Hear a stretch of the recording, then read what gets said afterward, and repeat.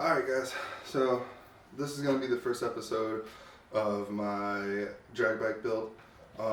We're starting with this Coleman CC100X. This is a Facebook Marketplace find. I upgraded it to a Predator 212, put in springs, stage 1, intake and exhaust. Other than that, haven't really done anything else to it. This is not the motor that I'm going to be using. We're going to be taking this motor out, probably use it for a different project. I'm going to be using a 224 stroker, stage 4, stage 5, basically. But the frame itself is what we want because it has the general shape that I'm going to be going for with the actual drag bike. So this episode is basically just going to be tearing it down, cutting it up, and getting it ready for some new welds, getting ready for some new stuff getting put on it. But yeah, hope you guys enjoy.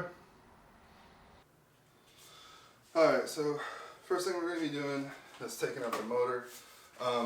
Easiest way I found to do this is I went to Harbor Freight. I got me a little dirt bike stand, basically just one of these, flipped it over, put some electrical tape on the ends because otherwise the bike will slide. And all you do is you just take it, put it right on there. It'll sit at a little bit of an angle, but that's okay. But this allows you to get underneath of the engine bolts really easily. I know a lot of people do a lot of different things, a lot of different ways. There's more than one way to skin a cat, as they say, but this is just what I found to be the easiest. Alright, so some of you guys might be asking, Chris, why are you loosening up the motor bolts first? It's just, for me, a little bit easier way. Because the way I set this up is I had the motor basically be my chain tensioner. The way I like to do it is put on the chain, have the motor back, and then slide the motor all the way forward to tension the chain. And then any other tension you need to use, you can use the tensioner. That's right here. So I just loosen up the motor mount bolts first. This is just a little bit easier for me.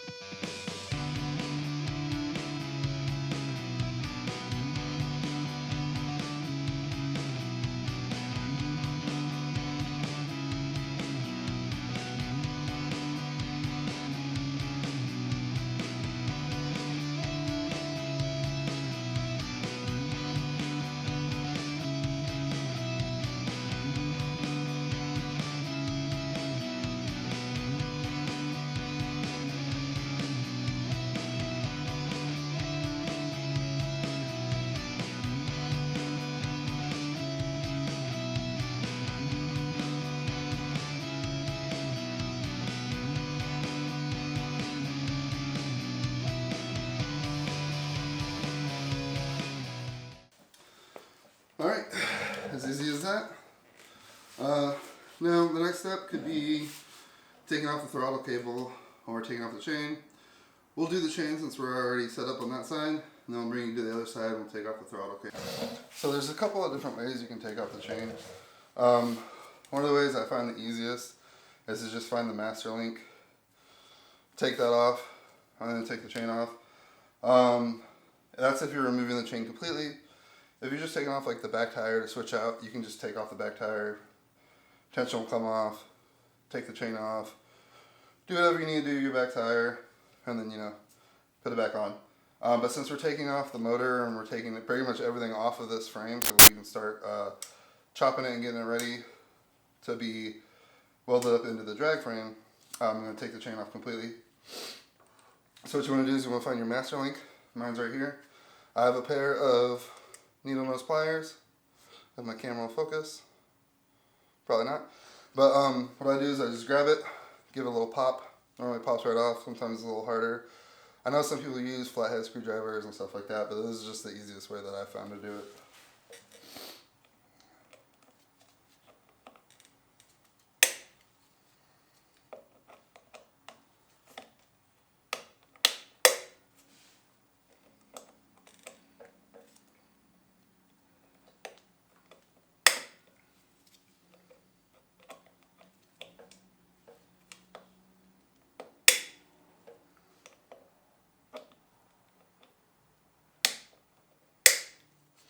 As I'm continuing to struggle with it, because of course, when I'm trying to do a video, it's not going to cooperate, and it's going to be difficult.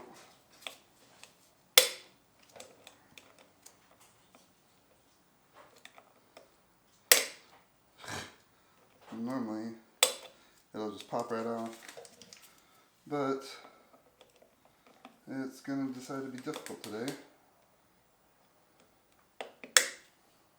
Yep. Come on. There we go. Alright. And if you do it this way, you might get like a little bit of bending in your, let's see if it'll focus, in your clip. But I mean, that's not too bad. You just kind of bend it back with either your hands or a pair of pliers or something like that. So it's not that big of a deal. And also, if you're doing a lot of mini bike work, you should have a bunch of extra ones of these anyways. Alright, and master link is removed. You take off the retaining clip. Yeah, that's what it's called. Something like that. So, take off the, let's see, retaining clip. It's not really focusing, I don't know why. And then you have the spacer as well. Why are you, okay, there's a spacer, has 2 little holes in it. I don't know if you'll be able to see it. And then the actual link itself, which is this.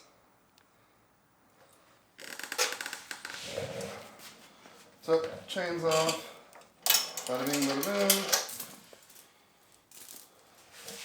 What I normally do is I just roll it up, because otherwise it'll get all twisted on itself. And I mean, it's not hard to fix, but it's just kind of an inconvenience.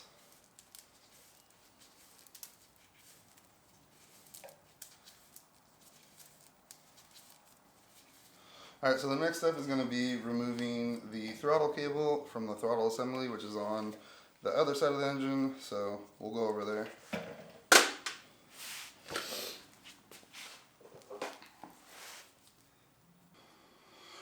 Alright, so I got you guys zoomed in on the throttle assembly.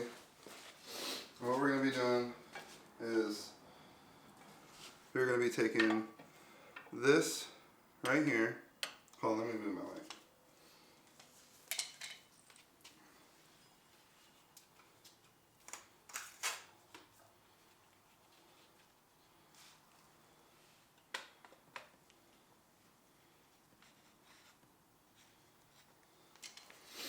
So what we're going to be doing is we're going to be taking this and this. So this, just a little Phillips screwdriver, no big deal. Loosen it. I have mine on there pretty tight because you don't want it to go anywhere. I don't like any play in my throttle. I like to have instant response when you turn the handle. Now for this one, this is a nut with a screw through it and a hole through the nut for the throttle cable, okay?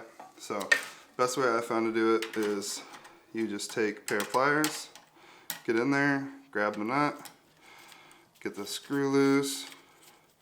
Don't need to loosen it all the way, you just need to loosen it enough to where the wire come through. Boom, there you go. Alright, now there is nothing holding this motor onto the frame, so now we can pull it out. So one of the best practices I found is when you're pulling out the motor, I like to pull mine out with the exhaust towards me. Kind of gives you something to hang on to. I know lots of people do it lots of different ways. A lot of people take off everything, the exhaust, the intake, all that good stuff. We're not doing that because this motor is going to be going on something else. We're not using any of these other parts on the build that we're going to be doing. So I just leave all the stuff on, take off all the things I don't need. Normally what you would have is right over here in front of the motor, you would have a kill switch connector, which is up here normally by your throttle. This is the most common place for it. I don't have that on here. I didn't wire it up when I set up the bike, which isn't really that big of a deal. But, so you just pull it on out. And we're going to put this off to the side. Alright, so from here, you can kind of just go into whatever you want. I think what we'll do next is probably get the back tire off, and then we'll just work our way from the back to the front. Also, another good thing about having this dirt bike stand is, especially if you're working in like a garage like I am with semi-smooth concrete, is you can kind of just pull it around wherever you want it to go. Pretty nice. You can turn it. You don't have to like really get up and move around the bike. You can just kind of turn the bike how you want to do it. So that's kind of a nice thing. But yeah, we're going to start pulling everything off. I'm not going to go into the extreme detail about pulling stuff off. It's kind of basic, pretty simple. I might hit on the handlebar part just because there's a couple things on there that some people forget about when they're taking it apart or putting it back together. So for the rest of this tear down, for the most part, it'll just be kind of montage-ish. Cool?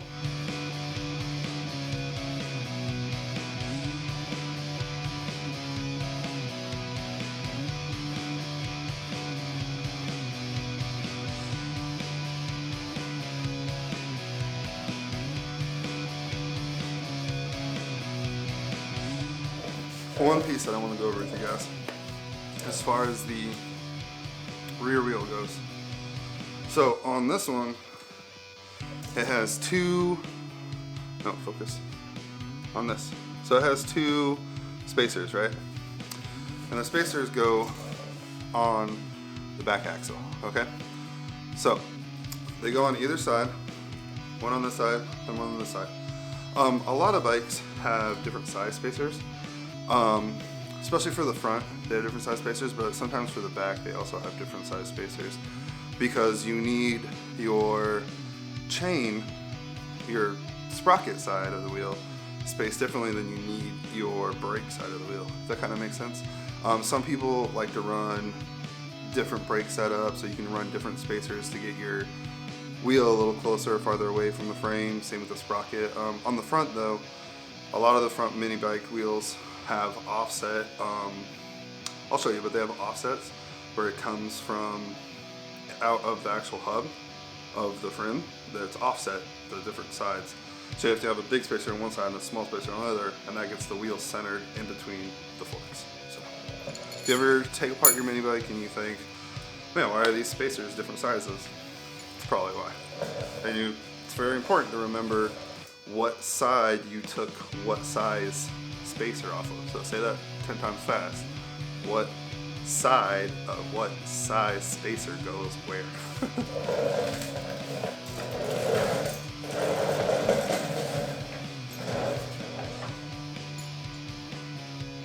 Also, pro tip, always put your nut back on the bolt that came off of if it comes off. I lost a lot of those, and that's annoying. When you're taking a trip to Home Depot to get stuff.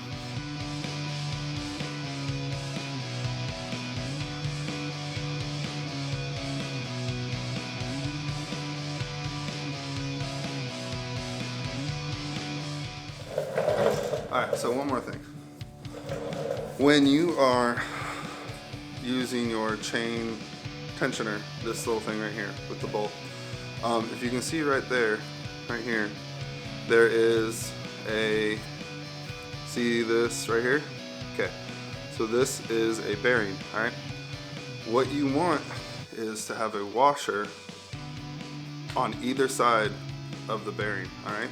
So, like this, either side of the bearing, because when you go to tighten down your chain tensioner, if you just tighten it to where you have the nut on one side and then it's up against the frame on the other, it's not going to spin very freely.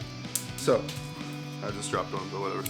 You put a washer on the other side, spins more freely. You gotta kind of get the concept. You gotta have a barrier between the bearing and the actual bolt and or nut, so that way it doesn't apply pressure to the actual bearing, and then your bearing's kind of rendered inopt, basically.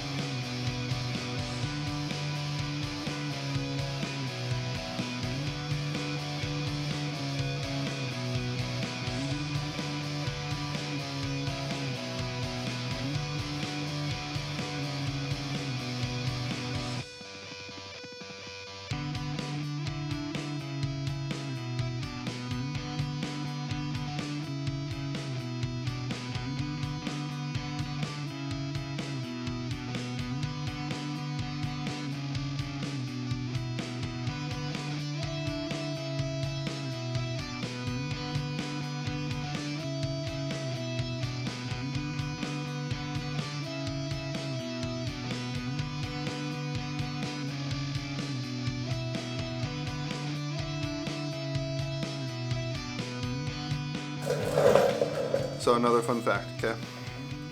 So we have this spring, right? See it? We have this little ball bearing. See it? Okay, so those go inside here. So this one is for the bolt and this one is for the spring and the ball bearing. So they go in there like this, right? If I can do it without dropping it. Okay. And then they get pushed down whenever this foot peg, this is what this is by the way, foot peg. But whenever the foot peg's in actual holder, this is what helps keep the foot peg like in place. So if you have really wobbly foot pegs, like they don't stay up when you fold them up, or like when you're riding, like they're like wobbling all over the place or whatever, this is probably your problem, is you do not have your ball bearing and your spring in your foot peg. A lot of people just fix that by like cranking them down real hard, or like maybe adding a spacer or a washer to like kind of eat up that space. You can do that, but honestly, I like to be able to fold my foot pegs up, especially when I'm in a garage like this and I need to make as much room as I can, because I share this garage with my wife who does work out. I bring stuff in and out of here all the time, so it's also, I don't know, it's really helpful for me to have foot pegs that can fold up and down. Personal preference, but personally, I like to be able to fold my stuff up and down.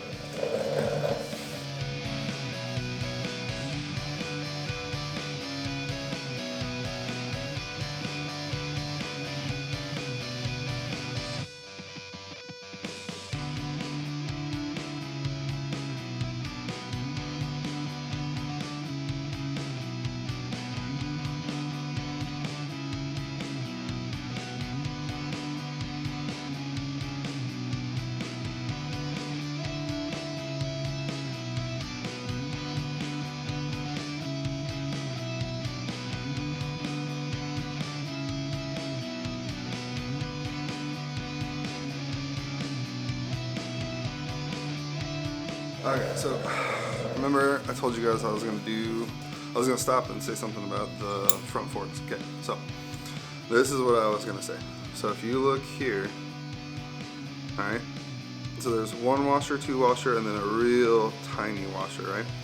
So the two big washers go on the top and on the bottom, all right? And this tiny little washer goes in between where the fork meets the actual attachment point for the front forks, handlebar front forks areas, all right? The reason for that, once again, and there should be another one actually somewhere. It's either stuck on there or it didn't have one, which is probably why this bike wasn't handling very good. But basically, like I said, same thing with your chain tensioner, right? If you put direct pressure on these bearings, they will not spin freely, all right? It will be a hard to turn. So if you have really hard steering and you're having a hard time, you know, handling your bike, or even if it's just really like shaky, you can some people put rubber bushings. I'm not a huge fan, but check to make sure that you have all of your washers, all right? Because a lot of the times people like this one only had one of those small washers when it needed two, one for the top and one for the bottom, okay? So make sure you guys check that if you guys are having problems with handling or anything like that, all right? Yeah, I mean, that's pretty much it. Our next step is gonna be marking out where we want to make our cuts. So this is actually gonna be staying. I'll probably be reinforcing it a little bit because the kind of crappy tack wells that are on there aren't super great straight out of the factory. But this angle right here is one of the reasons I want this frame to be my drag bike frame. So we're gonna mark this right here, cutting that, cutting this side, and for the bottom, it flares up right here. I don't want it to flare up like that, so we're cutting this right here. Get a little bit more paint in my marker. Cutting right there, and the same place on the other side. So basically this whole back end's coming off, right? This whole back end's gonna be coming off. And then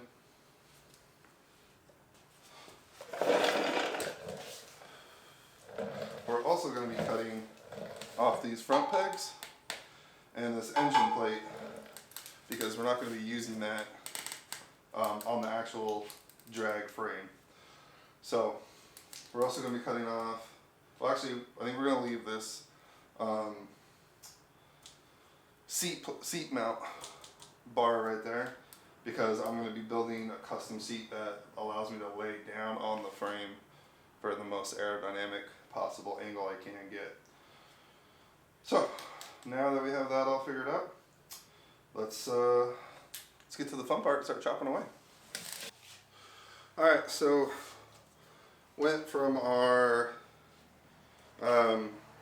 dirt bike stand to our little Harbor Freight welding table. We're using these nice little clamps from Harbor Freight. They're actually really nice. They work really good for just about anything. What I like is they fit in the slots of the welding table, so you can clamp things down pretty easily. But yeah, so I'll start chopping it up with our angle grinder with a cutting disc.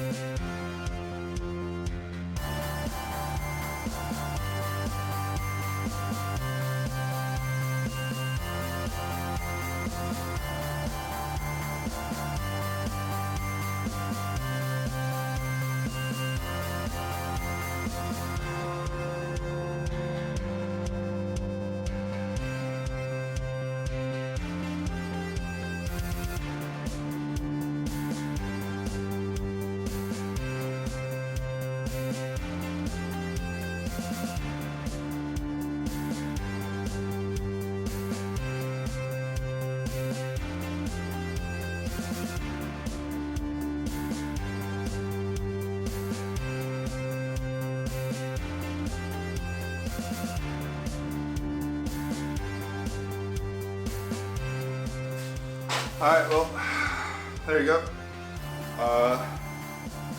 Wasn't the prettiest way to do it, but I got it done. Surprisingly did it without really cutting into this pipe.